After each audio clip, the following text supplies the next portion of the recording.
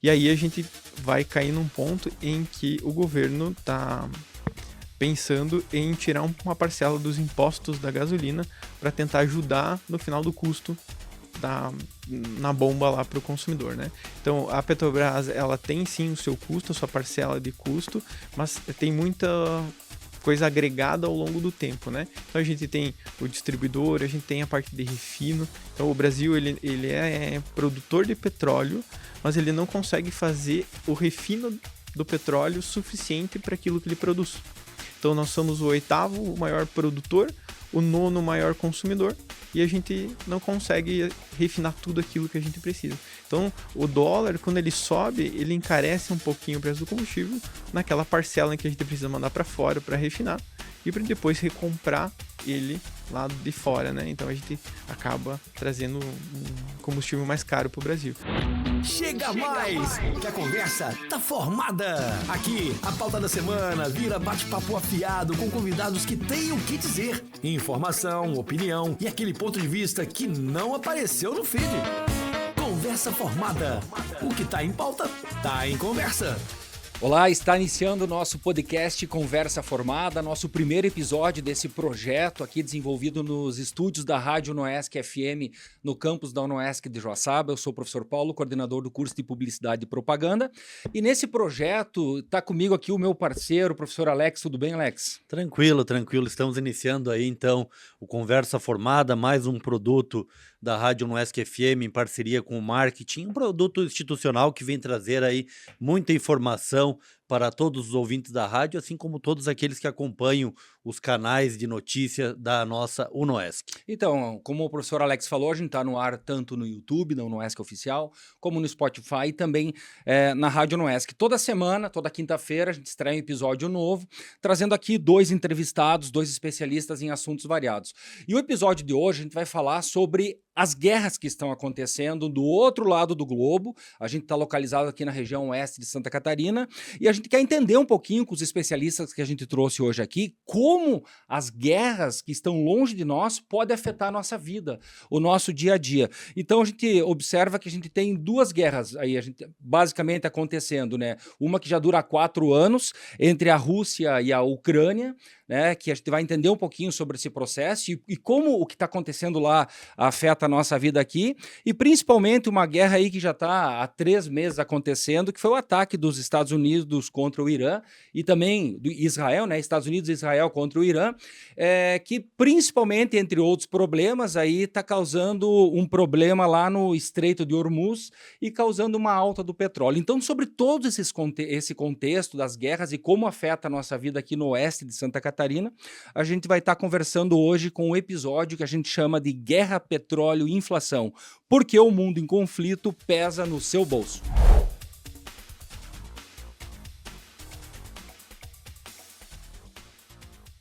Isso mesmo, e para estar ilustrando esse nosso tema, nós temos 2 convidados aqui para participar desse primeiro episódio, que é o Vinícius Chasman, que é professor da Unoesc aqui, né, dos cursos de administração e também ciências contábeis, e ele é especialista em mercado de capitais. Vinícius, seja muito bem-vindo ao Conversa Formada.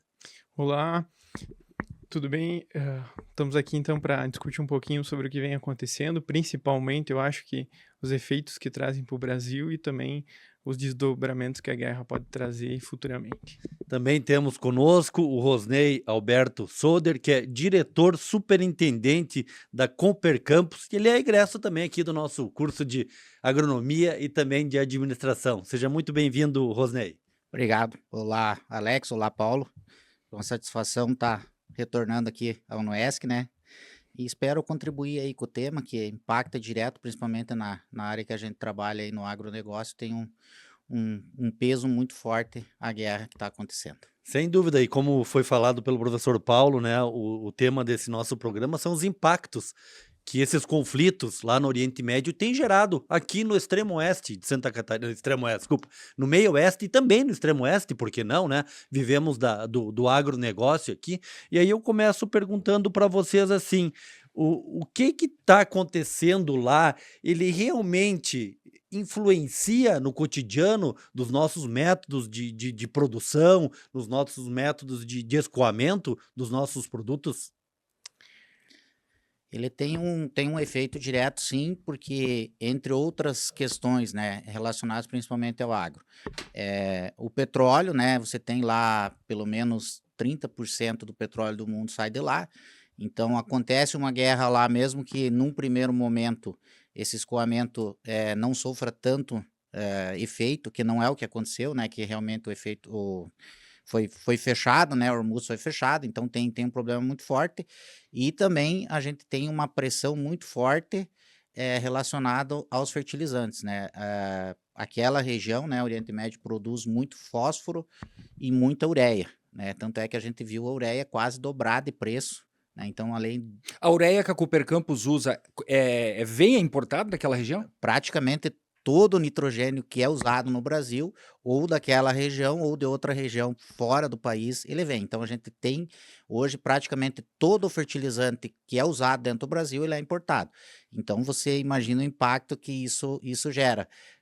A gente pode pensar aí que quase dobrou de preço a ureia, principalmente a ureia, né? O nitrogenado.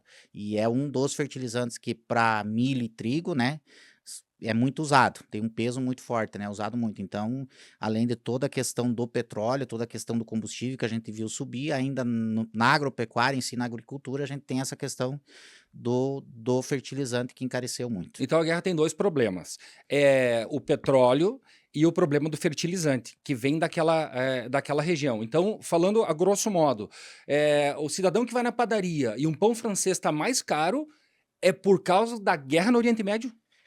Não só por causa da guerra, mas tem um peso muito importante hoje, porque a gente falava antes aqui, o próprio transporte, seja ele terrestre ou marítimo.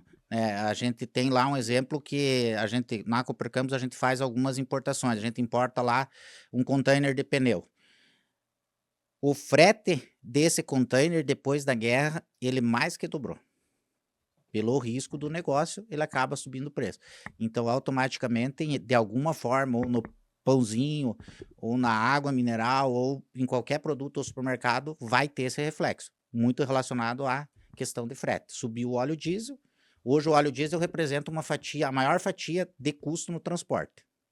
Tá, eu queria saber o professor Vinícius. O Rosnei falou sobre a questão do óleo diesel.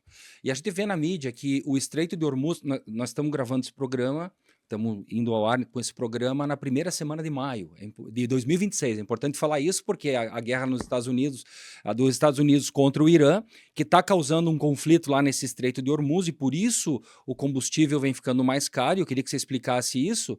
Ela está acontecendo nesse momento. 15 dias atrás, os Estados Unidos deu uma trégua, depois não teve mais trégua, então a gente está no meio desse processo, né? Eu queria saber, assim, de maneira prática, o Rosnei falou sobre a alta do combustível. Por que, se um estreito tão pequeno, num planeta desse tamanho, ele é fechado ou ele tem um dono, isso afeta o globo de uma forma tão intensa na questão do diesel? Por que isso acontece? Nós temos que pensar, primeiramente, na geografia ali. É a parte da antiga Pérsia, né? Então a gente tem o Golfo Pérsico, e a gente tem que entender que tanto o Irã quanto o Iraque e seus vizinhos, né, o Kuwait, a Síria, eles são alguns países em que eles nem todos têm uma aliança diretamente com os Estados Unidos.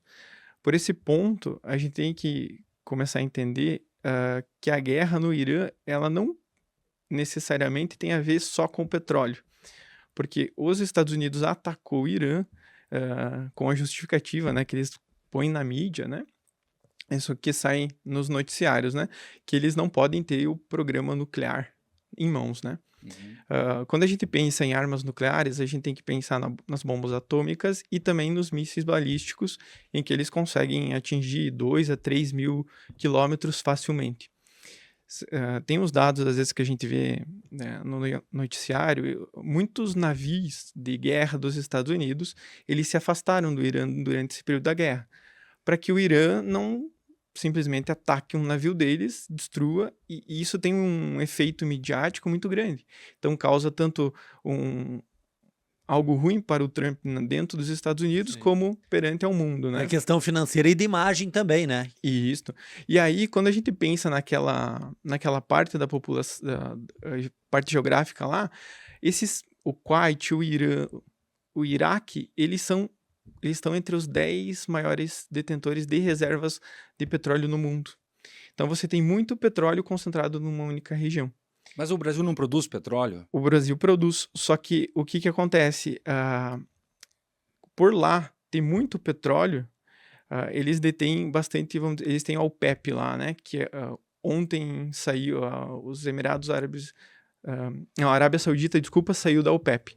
Isso também causa um impacto. Então agora eles tinham uma produção controlada, em que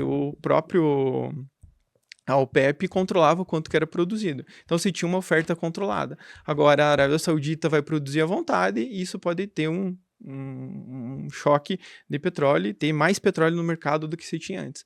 Por você ter uma concentração de petróleo muito grande lá, para você escoar toda essa produção de petróleo, tem que passar toda ela pelo Estreito do Hormuz.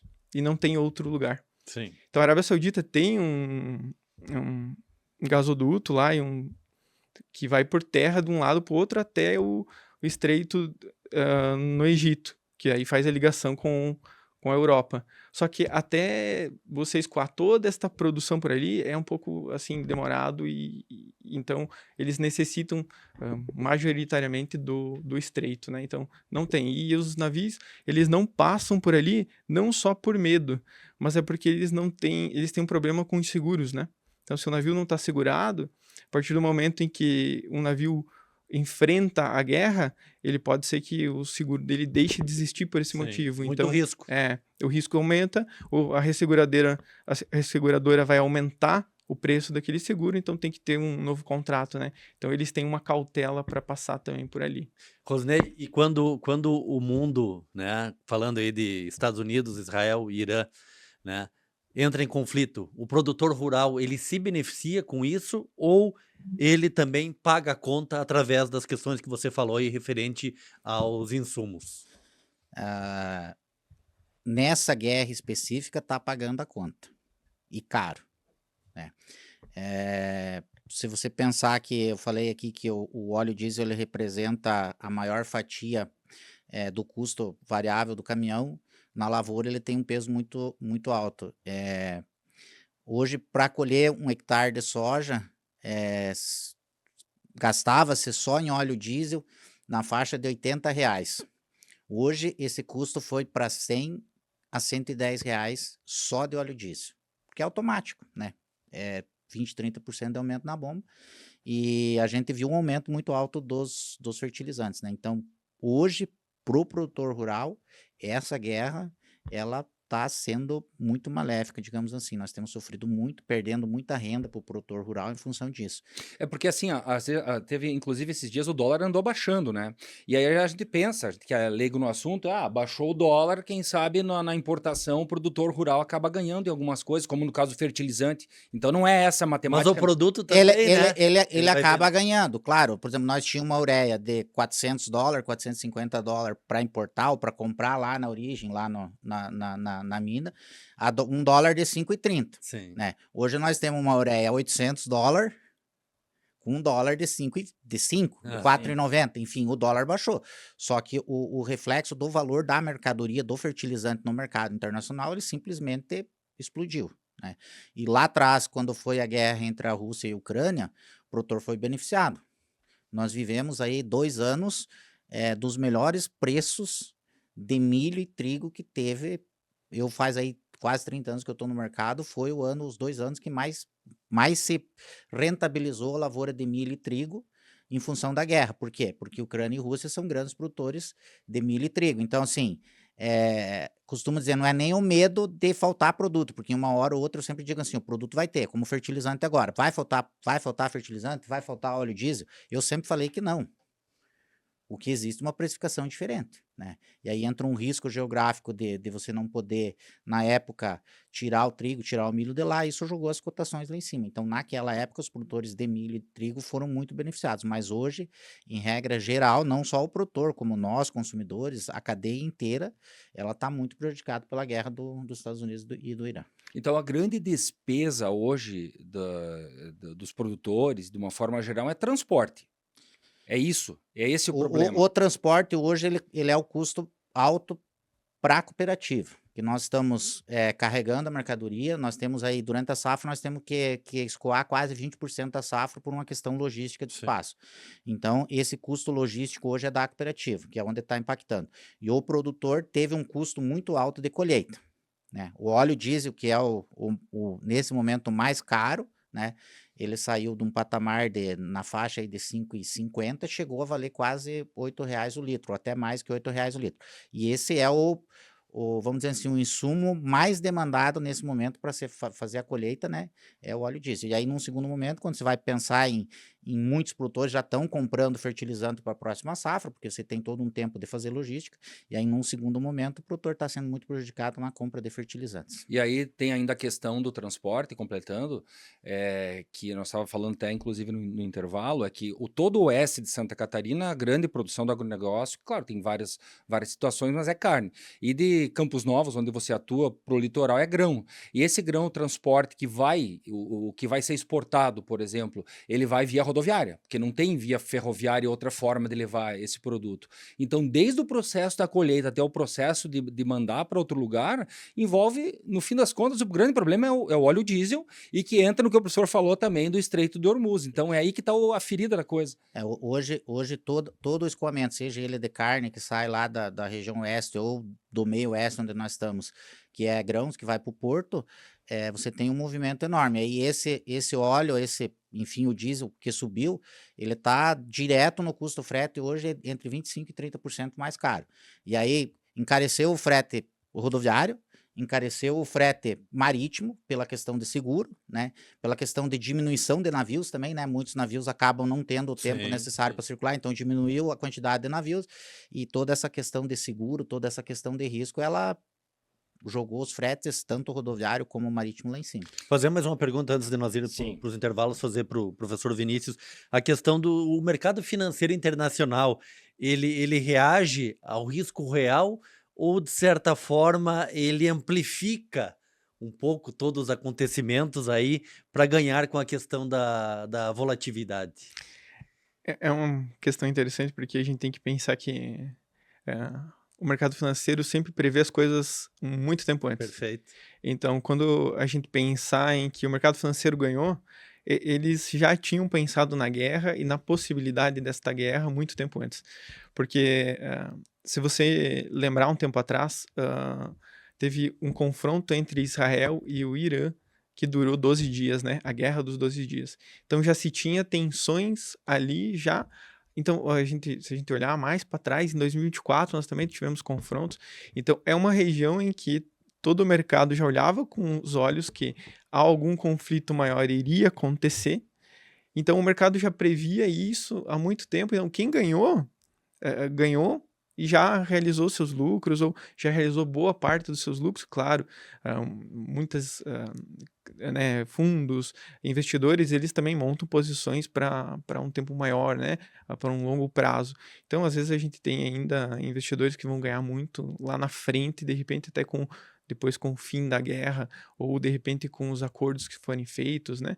Porque a gente tem coisas ainda mal resolvidas e pontos em que, se a gente vê que os Estados Unidos acabar tendo que usar uma força mais bruta, invadir, usar tropas e tudo mais, a gente pode ter um conflito pior, né? A gente pode ter desdobramentos assim que a maioria não quer.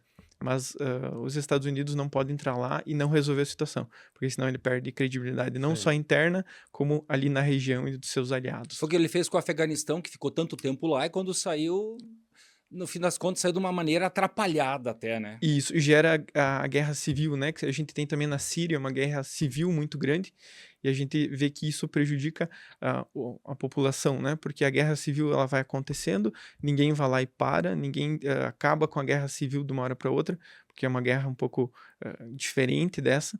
A gente pode ver que hoje a guerra é mais tecnológica, então a gente tem drones, mísseis, então a gente tem situações bem engraçadas.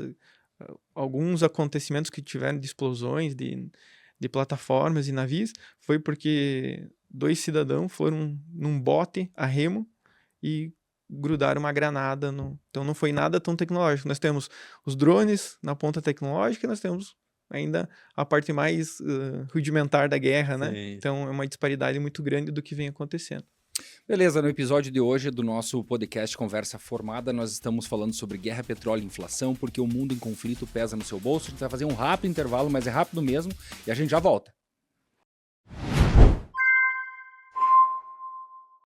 A UNOESC é a melhor universidade comunitária de Santa Catarina. Mas o que é ser comunitária? É beneficiar anualmente mais de 240 mil pessoas com serviços gratuitos e de assistência social. É promover ações de atenção à saúde e qualidade de vida para mais de 100 mil pessoas, da criança ao idoso. É dar assistência jurídica e contábil para quem precisa. É ajudar na pesquisa e gestão rural, das famílias do campo ao agronegócio. É prestar mais de 3 mil atendimentos em saúde animal, do pequeno ao grande porte. Ser comunitária é colocar em prática o propósito da nossa universidade. UNOESC, fazendo parte da sua vida.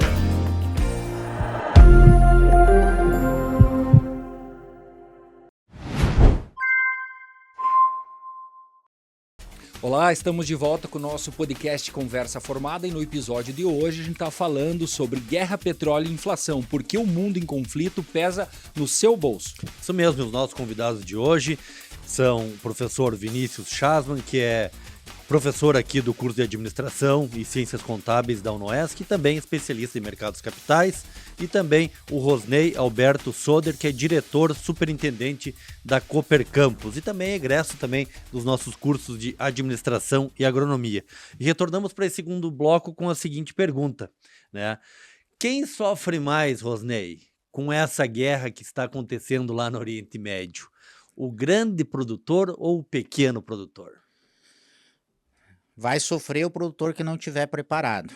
O produtor que não escutou a recomendação da equipe comercial, aquele produtor que deixou uma ponta desamarrada, que a gente costuma falar, que ele comprou o insumo e não travou a produção. Isso pode ser o produtor grande e pode ser o produtor pequeno. O nosso entendimento sempre como cooperativa e a nossa instrução que a gente passa sempre para o produtor, porque a gente tem um histórico de custo, né? E esse histórico de custo é baseado no quê? Quantas sacas de milho ou quantas sacas de soja você precisa produzir para pagar o teu insumo. Uhum. É Bom, o custo. No momento que você tem isso historicamente construído, eu vou comprar o meu insumo para soja, historicamente eu estou pagando com 20 sacos de soja por hectare. Bateu esse custo, nós estamos numa relação boa, trava. O mercado está favorecendo, vamos aguardar um pouquinho, né? Mas sempre travar custo. Aí o produtor grande ou o produtor pequeno vai estar protegido. Então, quem que está sofrendo nesse momento? O produtor que não fez uma estratégia de proteção, né? O produtor que está trabalhando no risco. E esse produtor, ele está sofrendo. Por quê? Porque ele tomou um insumo lá em agosto, setembro, outubro de 2025, com dólar alto, com um custo mais alto, e hoje ele está vendendo um milho e um soja com um dólar bem mais baixo, vamos falar lá 10, 12, 15%. No plantio pegou o dólar a 5,30, hoje está vendendo o produto final com dólar a 5, 4,90. Nós chegamos a ter dólar lá na formação de preço lá atrás, para quem comprou bem cedo, a 5,70.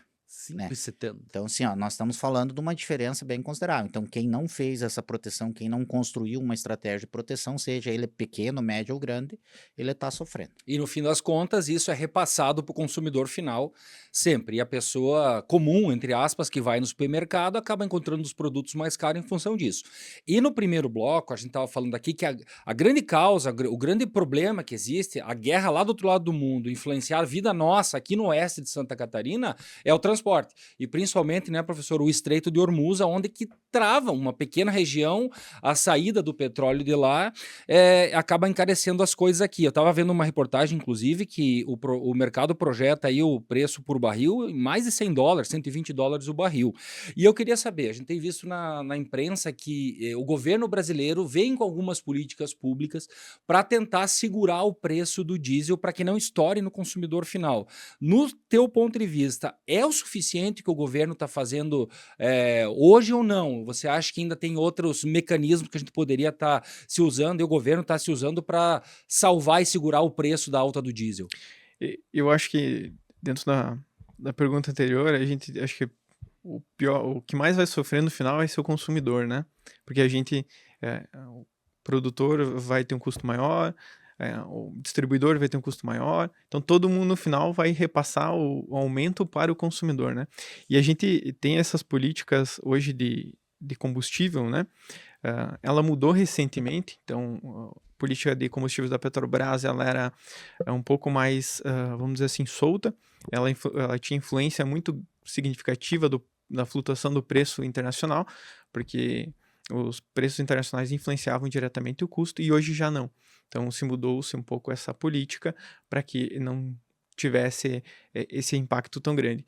E aí a gente vai cair num ponto em que o governo está pensando em tirar uma parcela dos impostos da gasolina para tentar ajudar no final do custo na bomba lá para o consumidor, né? Então a Petrobras ela tem sim o seu custo, a sua parcela de custo, mas tem muita coisa agregada ao longo do tempo, né? Então a gente tem o distribuidor, a gente tem a parte de refino. Então o Brasil ele é produtor de petróleo, mas ele não consegue fazer o refino do petróleo suficiente para aquilo que ele produz.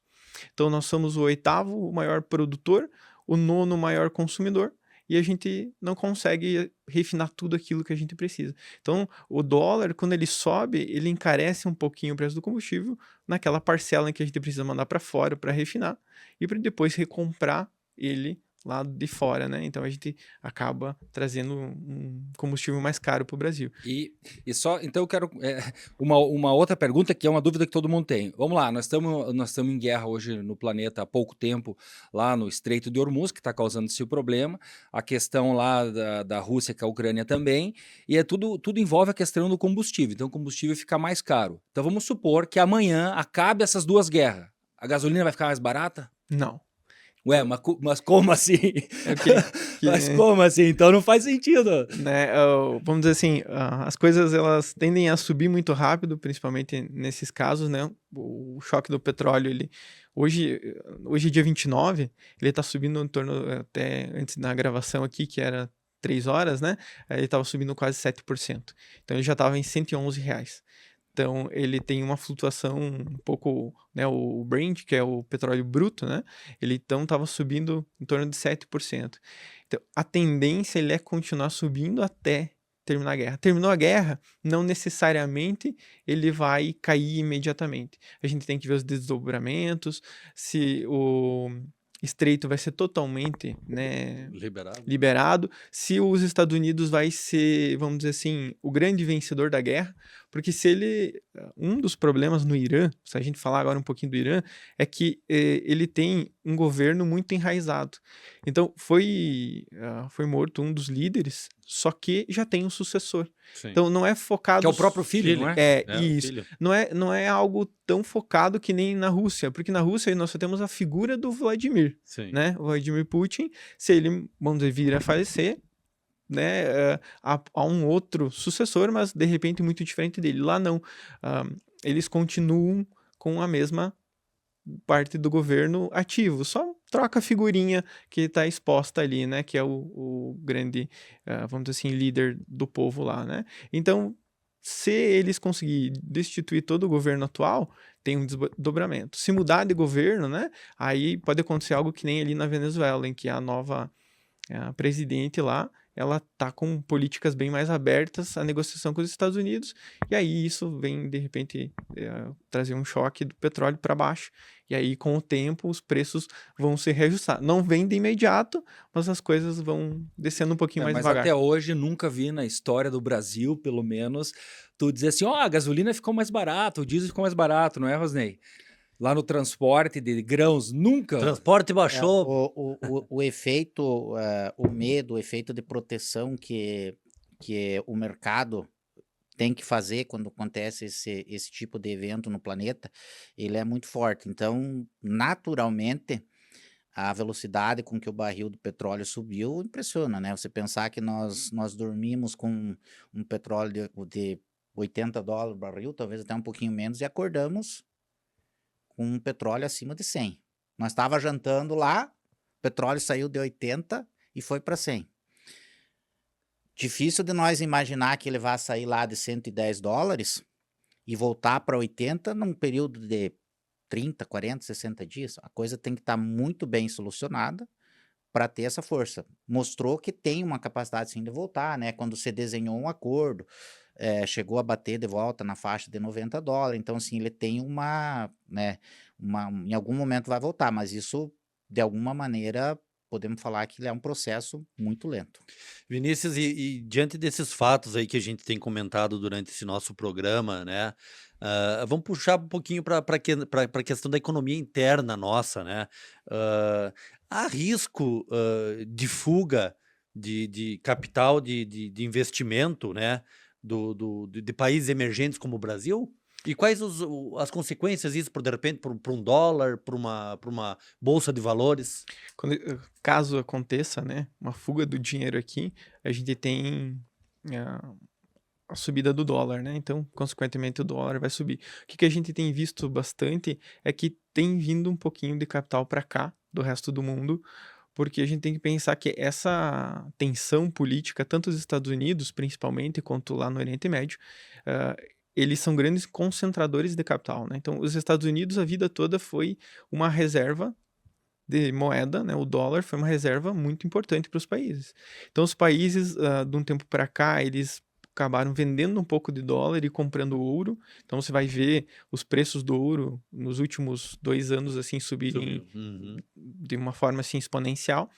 E você vai ver que se trocou um pouco, então, a moeda em que os governos tinham segurança. Então, do mesmo jeito que saiu dólar dos Estados Unidos, esse dinheiro migrou para outros países. Então, também vem um pouco para o Brasil. E isso pressionou... justifica, então, também um pouco da queda do dólar, que hoje está na casa aí dos R$5, Exato. estamos arredondando. E isso é bom para o Brasil, porque se os desdobramentos da guerra forem bons e em algum momento a gente se beneficiar por algum motivo, então, tendo capital aqui, a gente pode também, né, ter, vamos dizer assim, colher bons frutos depois. Mas, claro, né, isso tem que ver todo os desfechos da guerra para a gente ter alguma certeza e tudo mais. E eu pergunto para o Rosnei também, pegando esse mesmo caminho aí com a questão do dólar, né? O dólar mais volátil, como que a cooperativa, vamos falar de cooperativa enquanto instituição, não vamos falar em Cooper Campus, né? Como que a cooperativa ela pode proteger os associados contra essas oscilações normais aí? Como é que trabalha? Porque é muito risco, né? Voltando naquilo que a gente falou, a gente sempre difunde a ideia com o produtor, travar custo. Então, o melhor caminho ainda é você travar custo. Comprou um insumo, trava o custo. Na pior das hipóteses, eu costumo dizer assim, se o insumo está muito bom, com preço muito bom, você compra, e se o cereal não está com preço tão confortável, você pode esperar um pouquinho. Né? Não vende. Mas do contrário, não vale a pena. Agora você vai olhar hoje, nós estamos vivendo exatamente o contrário.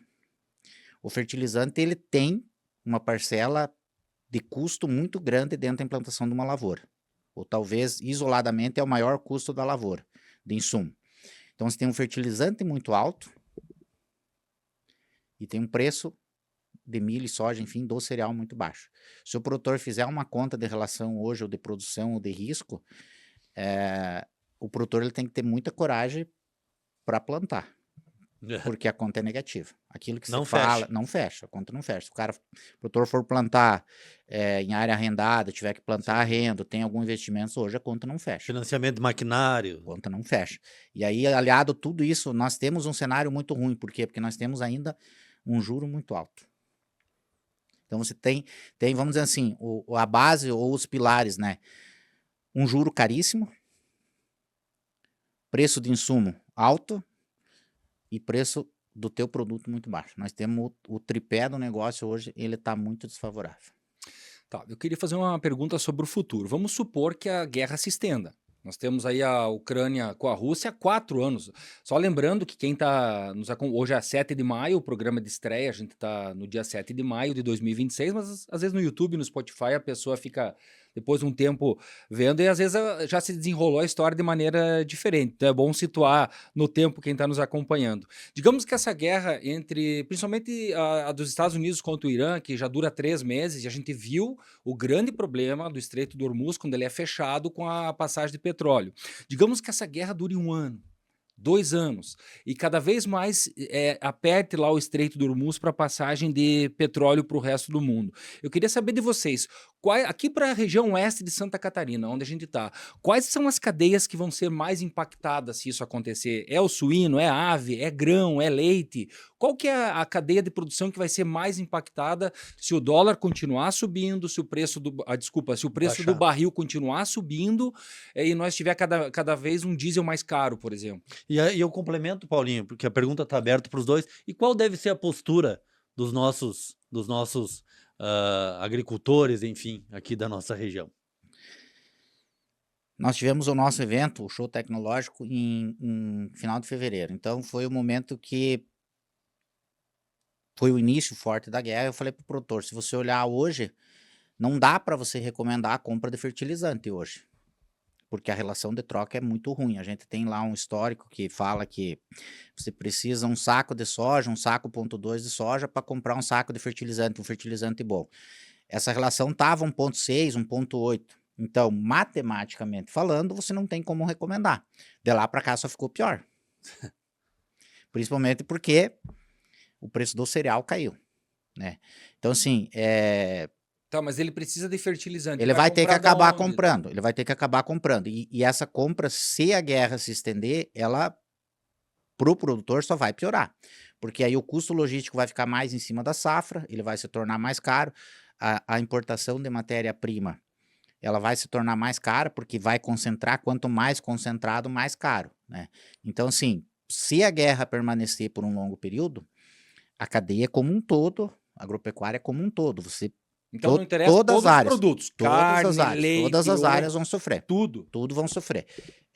Eu quero acreditar que essa guerra não dure todo esse tempo, porque se a gente analisar, vamos dizer assim, nos Estados Unidos, a própria popularidade do presidente, ela está muito baixa.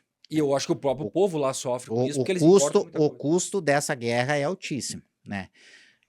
A inflação sobe nos Estados Unidos. O povo americano, ele não é que nem o povo brasileiro, que ele aceita uma inflação de 3, 4, 5%. Lá, quando é 0,2, 0,3, a inflação já está pegando. Está estourado. Então, assim, tem esse custo muito alto para o próprio povo americano. Então, eu acho, olhando esse lado, né, entendo que talvez a guerra não tenha uma duração tão longa, porque senão o próprio Estados Unidos vai ter um reflexo muito forte na economia. Eu acho que não é esse o desejo inicial do Trump lá, não era isso, né? E custa caro. E além de tudo, que a guerra, essa principalmente, é um custo altíssimo de guerra, né? O custo só da guerra não é só alto em questão monetária, mas é uma questão, né, de tempo.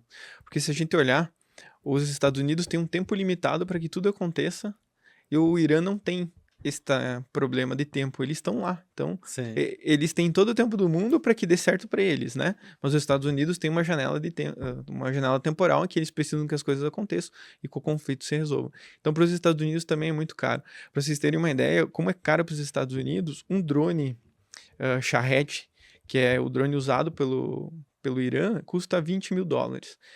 Um míssil para derrubar um desses drones custa 4 milhões. Então, é uma disparidade de custos muito grande. Então, você também tem... E vale a pena manter a guerra? Tem que ter muito interesse econômico por trás também. Sim. Porque não é só a questão do enriquecimento de urânio, a questão nuclear. Tem outras coisas por trás. A gente tem que pensar que os motivos, às vezes, que eles colocam na mídia não é sempre todos os que eles têm. Quase nunca né? Na verdade. Ninguém revela os planos antes de... Ninguém diz que vai dar um soco antes de dar um soco na pessoa, né? Se de fato você quer dar um soco, né? Então, porque a pessoa vai se defender. Então, tem coisas assim que às vezes a gente não sabe. Eles divulgam que é por conta do pacote nuclear. E se a gente olhar a região como um todo, por ter muita... o Irã financia todo o terrorismo da região, né? Então, nós temos o Hamas, nós temos muitos grupos ali naquela região em que, se eles tiverem qualquer arma nuclear, é um problema para o mundo. Então, os Estados Unidos usa essa desculpa para poder atacar. Se é essa realmente, ou se tem alguma outra, né? Acaba impactando tudo, porque você pode ver que o Irã começou a atacar todo mundo à sua volta. Então, todo mundo que foi atacado, Catar, Emirados Árabes Unidos, Arábia Saudita, então, todo mundo ali que está sendo atacado tem amizade com os Estados Unidos, é aliado dos Estados Unidos, então sofre junto. Toda essa cadeia tem o petróleo ali no meio. Então você acaba tendo problema do petróleo. Tem problema no petróleo, nós aqui no meio oeste, né, acabamos sofrendo com isso, não só na parte da agricultura, porque a parte de transporte na agricultura, sim, e do diesel, né, ela é muito robusta, é uma parcela grande do custo, mas de outros partes da economia também. Então a gente vai sofrer isso muito tempo se a guerra for maior. E claro, a gente não vai conseguir né, acabar com esse problema de um dia para o outro. Principalmente porque a gente, no Brasil, não tem a capacidade de refino suficiente para toda a demanda. Uma pergunta final, antes de terminar. E o que o consumidor pode fazer diante de tudo isso que a gente falou? Estamos chegando aí ao tempo final, encerrando o nosso episódio. A minha pergunta final. O que o consumidor que está nos assistindo no YouTube, que está nos ouvindo na rádio, nos ouvindo no Spotify, percebe, o Hormuz, tal, toda essa conversa. O que ele pode fazer diante desse cenário? Pagar mais caro no mercado e ficar quieto ou não? Essa é a pergunta difícil. Eu acho que, fugindo um pouquinho do contexto, claro que não tem muito o que fazer, a verdade é essa. Eu acho que nós, como empresários, nós como pessoas que estamos ligadas ao agro, ou à economia de maneira geral, a gente tem que tirar as lições dessa guerra e procurar outros caminhos. O Brasil tem caminhado para a produção de biodiesel, o Brasil tem caminhado para a produção de etanol, né? Vai resolver o problema do petróleo? Não, né? Mas você tem uma segunda linha, ou você tem combustíveis renováveis que você pode produzir. Nós mesmos estamos montando uma usina de etanol, Mato Grosso do Sul, Paraná, Mato Grosso tem muitas, né, está crescendo muito o movimento, tanto é que a gente, há 4, 5 anos a gente não tinha usinas, hoje a gente está aí praticamente consumindo, a gente vai talvez em um ano ou na segunda safra para frente, a gente vai estar consumindo talvez 20% do milho produzido no Brasil para a produção de biocombustível, né? Em relação à guerra, hoje a gente não pode fazer muita coisa, mas a gente pode, ao longo do período aí, começar a pensar e fazer um aproveitamento daquilo que a gente tem aqui dentro do Brasil, né? A gente tem um modelo de produção muito bom, a gente tem um modelo econômico de produção excelente, e a gente pode transformar isso e aproveitar a oportunidade, porque em relação à guerra, hoje o que você vai fazer? O produtor chegou um momento de colher, pegou, vamos dizer assim, foi azarado porque pegou a colheita exatamente no momento que o diesel subiu. O que o produtor vai fazer? Tem que colher, não adianta. Tem que colher. E repassar para o consumidor final. E aí, muitas vezes, esse repasse ele não acontece. Porque ele pagou lá, chegou a pagar R$9 o litro de diesel, o preço do soja dele caiu. Sim. A gente costuma dizer que o produtor ele não manda no preço do produto dele. Eu comprei essa água, eu vou colocar lá na prateleira por R$1. Se você não quiser comprar, ela vai permanecer lá. O produtor, infelizmente, ele não tem essa capacidade. Se ele não se protegeu lá atrás, se ele não fez aquilo que a gente falou, que fez aquela relação de troca e vendeu, hoje ele vai chegar lá na prateleira e o preço do soja está estabelecido, ele pode tomar a decisão de vender ou não. Né? E aí o produtor vai acabar pagando mais caro, sim, porque o custo do frete é mais alto. E a gente Isso nem não tem botou na conta aí, Rosnei, a questão dos fatores climáticos, né? A gente tá fazendo uma conta com tudo perfeitinho, né? A gente tá entrando aí, num inverno provavelmente mais rigoroso, provavelmente com mais frio. Existe uma tendência natural do sul do Brasil plantar menos trigo. Sim. Por quê? Porque o fertilizante tá mais caro, O produto tá barato. o produto tá barato, o óleo diesel tá caro.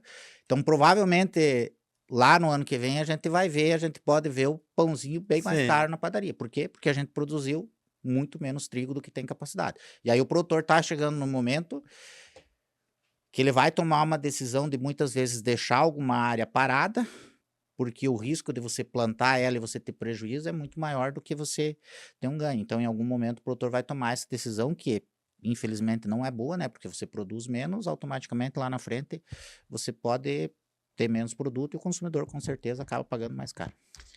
Para nós mesmos mortais, assim, que estamos longe da guerra e a gente, às vezes, não consegue aproveitar tão bem alguns movimentos financeiros, né, no mercado financeiro para, propriamente dito, ganhar algo com isso. Então, eu acho que no dia a dia a gente tem que lembrar que a parte básica dos custos, em que seja de uma empresa, de um produtor, ele precisa ser bem feito, né, como o Rosnei falou. ter essa proteção.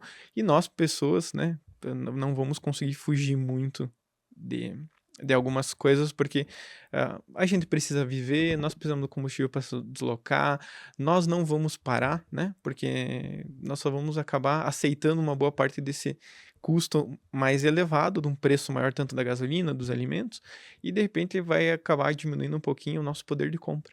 Então, Que é o que vem acontecendo. que vem acontecendo há muito tempo. Uhum. Então, se o governo pensar em ter alguma política pública para ajudar a população, tentar fazer algo para que esse efeito não seja tão maléfico para o Brasil, ótimo, beleza, né? O governo está fazendo o seu papel e tentando ajudar a população. Se isso não vir a acontecer, a gente vai sim sofrer o efeito, porque toda essa parte do petróleo, ele acaba elevando os custos.